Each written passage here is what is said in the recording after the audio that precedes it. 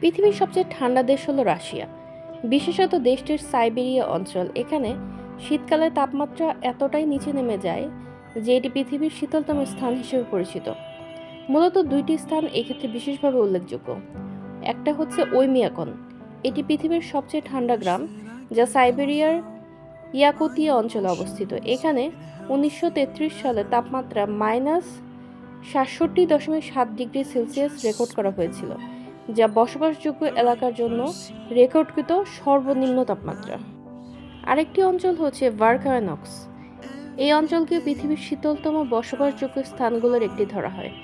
শীতকালে এখানকার তাপমাত্রা প্রায় -50 ডিগ্রি সেলসিয়াস থেকে -65 ডিগ্রি সেলসিয়াস পর্যন্ত নেমে যায়।